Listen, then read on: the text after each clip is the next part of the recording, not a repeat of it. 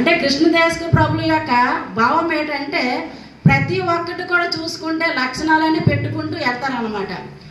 అచల లక్షణము, ఎరిక లక్షణము, ఎరికోత్పత్తి, ఎరికని విడిపించటం అనేటప్పుడు ఆయన యొక్క భావము, ఇప్పుడు ఆయన చెప్పారు ఒకతను మాట్లాడేటప్పుడు ఆయన ఏ భావంతో రాశారో ఆ భావాన్ని మనం వెళ్ళాలి తప్పిస్తే వేరే దానికి వెళ్తే ఆయన భావం అనేది తప్పిపోతే ఆయన కష్టపడిందంట మన పెద్దలు చెప్పినంత వేస్ట్ అయిపోద్ది కదా.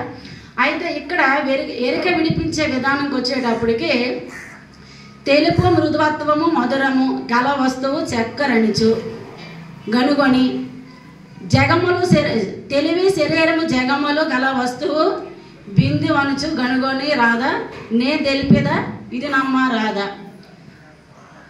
అనేటప్పుడు ఏంటంటే చక్కెర అంటే మనకి అందరికీ తెలుసు పంచదార అంటే తర్వాత ఏముంది తెలివిచే బయలుండా చూసి ఆ తెలివిని తెలివిచే పట్టి తీసియరా పోని గనుగొన రాదా నేను తెలిపేదా ఇది నమ్మరాదా అన్నారు.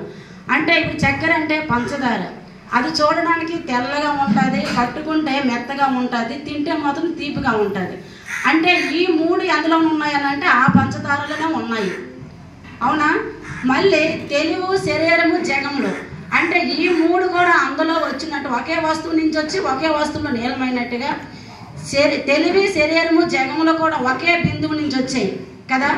ఆత్మ నుంచి ఆకాశము వాయువు అగ్ని జలం అనేటప్పుడు ఇవన్నీ కూడా ఒక నుంచే వచ్చాయి. తెలివి అంటే ఏదైతే సర్వాన్ని గుర్తెరుగుతుందో, శరీరం అంటే మనకి ఈ శరీరం అనేది, జగం అంటే ఈ జగత్తుకంతా ఉండటం వంటిది. అంటే ఈ మూడు ఒకదాని నుంచి ఒకటే వచ్చాయని శిష్యుడికి అతను ఎన్నో అనుమానాలతో వస్తాడు అనమాట. శిష్యుడు గురువు దగ్గరికి వచ్చిన తర్వాత దగ్గరగా చేసుకుంటూ ఆ శిష్యుడికి అర్థమయ్యేటట్టు చెప్తారనమాట. చక్కెర చూడడానికి ఒకటే ఉంటుంది కానీ అందులోని మూడు రకాలు ఉంటాయి. ఏంటి, చూడడానికి తెల్లగా ఉంటుంది, మళ్ళీ అది పట్టుకుంటే మెత్తగా ఉంటుంది, తింటే తీయగా ఉంటుంది. ఈ తెలివి శరీరం జగములు కూడా ఒక బిందువు నుంచి వచ్చినవి కాబట్టి నేను చెప్తాను విను అని అంటే శిశువుడికి ఎరికిని విడిపించే విధానం ఇది.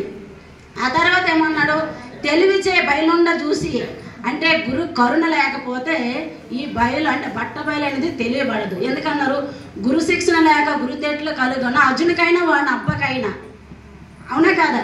అంటే తాళపు చేపు లేక తలుపెట్టు లేడని అన్నప్పుడు ఈ తాళపు చేపు అనేది ఎరిక, ఆ ఎరికతోనే ఆ నిజదైవాన్ని దర్శిస్తే అంటే ఈ తెలివిచే బయలుండ చూసి అన్నప్పుడేటంటే ఈ మూలం లేని ఈ గురి తరిగే శరీరంతోనే ఆ ఉన్న దైవాన్ని గురు కృపచేత ఎరిగితే మళ్ళీ దీన్ని తీసేమన్నారు. అక్కడ పట్టుకోవద్దని అనలేదు, తీసేమన్నారు. అంటే తీయకుండా ఎప్పుడైతే నువ్వు ఉంటావో ఆ నిజదైవాన్ని పొందగలవని మన పెద్దలు కూడా చెప్తున్నారు. కాబట్టి మీరు అందరూ కూడా అదే స్థితిలో ఉంటారని కోరుకుంటూ సెలవు తీసుకుంటున్నాను. ఎందుకంటే ఎక్కువ మంది ఉన్నారు, తక్కువ టైం అనిపించారు కాబట్టి. జై జై సద్గురు బ్రహ్మ మహారాజ్కి.